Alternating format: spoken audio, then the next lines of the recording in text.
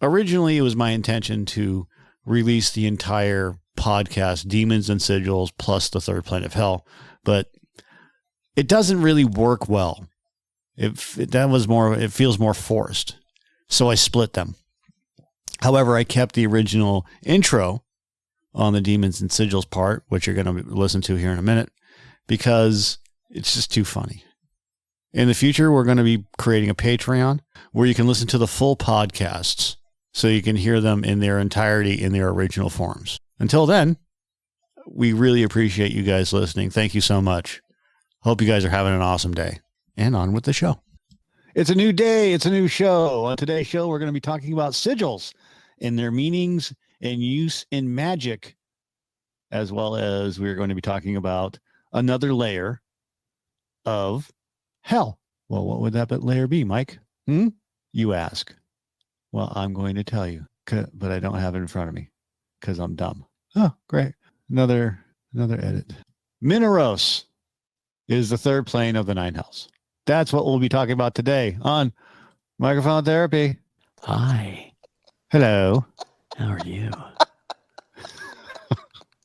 I'm just going to leave that intro just the way it is. What's so funny? Heather's having a hard time keeping it together right now. Oh my god, that's the funniest shit ever. She's probably watching television. What's so funny? My goodness, and we're gonna talk about. I don't have it in front of me, and he was just like, you were just like bashing yourself for messing up a recorded intro, and then he was like, I don't have this in front of me. He fucks me up, and then it sounds exactly the same. Oh no, mine sounds much better because I have the power of edit. Right. Fucking priceless. Love it. I love it. Can't fucking write this shit. Today we're gonna talk about sigils. Class, are you ready? Okay. I'm going to cover, we wanted to talk a little bit more about what a sigil is because we mentioned them on the show. So we want to give our listeners a little bit of a background on what a sigil is. A sigil is a type of symbol used in magic. The term usually refers to a pictorial signature or deity or spirit, such as an angel or demon. In modern usage, especially in the context of chaos magic, a sigil refers to a symbolic representation of a practitioner's desired outcome.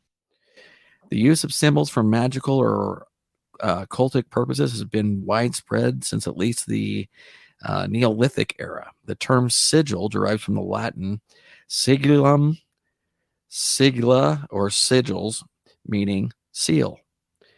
In medieval magic, the term sigil was commonly used to refer to occult signs which represented various angels and demons which the practitioner might summon. The magical training books called grimoires often listed pages of such sigils.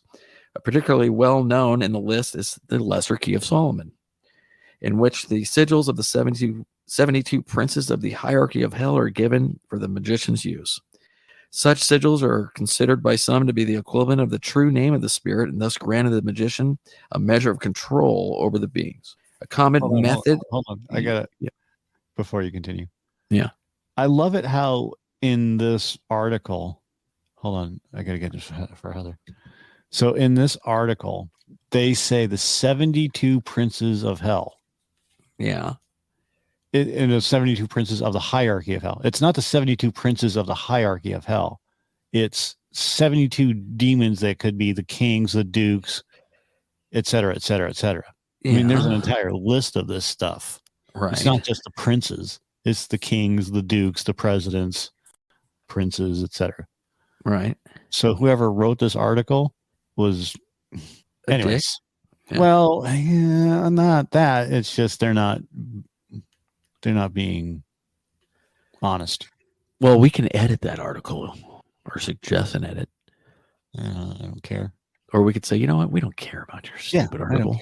Yeah. All right. We don't care. Moving on. All right. Have we heard enough about sigils or do you want me to do some more? Keep going. Because there's not much more here. Where were we at? There's plenty. There's plenty more here. Where were we at? Okay. We are at a common method of creating the sigils of certain spirits was to use cameas, a special use case of magic squares. The name of the spirits were converted to numbers, which were then located on the magic square. The locations were then connected by lines forming an abstract figure. The word sigil has a long history in Western magic. The members of the Golden Dawn were perfectly familiar with it, combining the letters, the colors, the attributions, and their synthesis. Thou mayst build upon a talismanic image of a force. The sigils will then serve thee for the tracing of a current, which shall call into action a certain elemental force, and it was used in the making of a talisman. The sigil was like a signature or sign of an occult entity. Austin Osman Spare. Artist and occultist Austin Osman Spare, who lived from 1886 to 1956, developed his own unique method of creating and using sigils, which had a huge effect on modern occultism. Spare did not agree with the medieval practice of using these, arguing that such supernatural beings were simply complexes in the... I have to turn the page now, listeners, bear with me. Unconscious, and could be actively created through the process of sigilization. Spare's techniques became a cornerstone of chaos magic. It has also influenced artist Brian Jensen, who experimented with combining Spare's sigils method with the traditional form of magical squares. We went to school with a Brian Jensen. Yeah, that might have been him, actually. Probably. A lot of good shit comes out of where we grew up. A lot of good shit. Calligraphic magic squares were one of the techniques most commonly applied by Jensen. He would reduce a name or an idea to a glyph and then write across the paper from left to right. Right to left. Turn the paper and do the same again, and so on, turning the paper around to create a multidimensional grid. The same techniques are concisely driven, functional intention also permeated his paintings. In a very real sense, everything he created was an act of sorcery. Ooh, I like that. I like sorcery. We'll finish with chaos magic. In chaos magic, following Spare, sigils were commonly created in a well-ordered fashion by writing an intention, then considering the letters of the statement down to a form of sort of monogram. I should have said condensing, not considering. The chaos magician then uses the gnostic state to launch or charge the sigil. This is what I remember about them. Essentially, bypassing the conscious mind to implant the desire in the unconscious. What do you think I would have used that for before, Heather? What desire? Friday night, going out, gonna have some drinks. Yep, it would have been fun. And whatever else would have gone along with that at the time. The magician acknowledges a desire. He lists the appropriate symbols and arranges them into an easily visualized glyph. Did I already read this? Yes. After charging the sigil, it is considered necessary to repress all memory of it. In the words of Spare, there shall be a deliberate striving to forget it. In modern chaos magic, when a complex of thoughts, desires, and intentions gains such a level of sophistication that it appears to operate autonomously from the magician's consciousness, as if it were an independent being, then such a complex is referred to as a servitor. When such a being becomes large enough that it exists independently of any one individual as a form of group mind, then is referred to as I don't know how to say this word. Egregore. Thank you, Michael. Thank you, Michael. I could have never pulled that off. What is an egregore? I've never heard the word in my life. Later chaos magicians have expanded on the basic sigilization technique. Grant Morrison, I talked about him, coined the term hyper sigil to refer to an extended work of art with magical meaning and willpower, creating using adapted processes of sigilization. Their comic book series, The Invisibles, was intended as such a hyper sigil. Morrison has also argued that modern corporate logos like the McDonald's Golden Arches, the Nike swoosh, and the Virgin autograph are a form of viral sigil. That's it. That's all you get. Hope that helped. Hope it made it more clear to everyone what they are. They're a lot of fun. You love what? I love this quote at the end. Corporate sigils are super breeders. They attack unbranded imaginative space. They invade Red Square. They infest the cranky streets of Tibet. They etch themselves into hairstyles. They breed across clothing, turning people into advertising hoardings. The logo or brand, like any sigil, is condensation, a compressed symbolic summoning up of the world of desire which the corporation intends to represent. Walt Disney died long ago, but his sigil, that familiar cartoonish signature, persists, carrying its own vast weight of meanings, associations, nostalgia, and significance. That's cool. Did I lose you? No. Michael, What? what's next? I don't know. What do you want to be next? What do I want to be next? In my next life, I'd like to be a lipstick lesbian. Huh. In fact, Okay. I'm pretty sure Heather submitted the paperwork for that on this life, and they fucked it up. So They I did. don't know. They did. Yeah. So instead, I You got know to what be I've noticed is my paperwork on lives, I think, just gets lost. Is that what it is? Yeah, I think it's like the DMV. You know, you've been such a help all throughout my entire life, including that book report we had to do in 5th grade, but where you did most of the talking. But next time, let that lipstick lesbian stuff be the most important part of everything we work on together. What if you and I came back as lipstick lesbians together? I'd be fine with it. Absolutely fine. That's with our it. next life. Okay. Okay. I'd If like I to have be to a do this, brunette. if I really have to do this all again, that seems like a fun time. We'll I try want to that. be a brunette. I want to be a brunette. I want to be a brunette. Aren't you already a brunette? I don't know. I don't have any hair left. Weren't you? Wasn't I? Was I? Yeah, it was I like was dark. a blue black. Yeah, it was dark. I would dye my hair with that women's hair dye that is so black it looks blue when the light shines on it. Like an anime figure? Yes. Oh no, not that. Well, it was it, Heather? Yeah, it was. I mean, it was dark black. Like I raven mean, when black. we were young, it was dark. It was really dark brown, and then you Yeah. started dyeing it black. Yeah. I used to have a pretty good head of hair for a while. You did. Like kind of a James Dean thing going, but You not used to like. spike it all up. Oh, you're going back to grade school. Mhm. Yeah, hair gel had come out. We thought that was like the most amazing thing to ever hit the market. When do you think hair gel came out? We had to be the first generation using it, huh? Probably.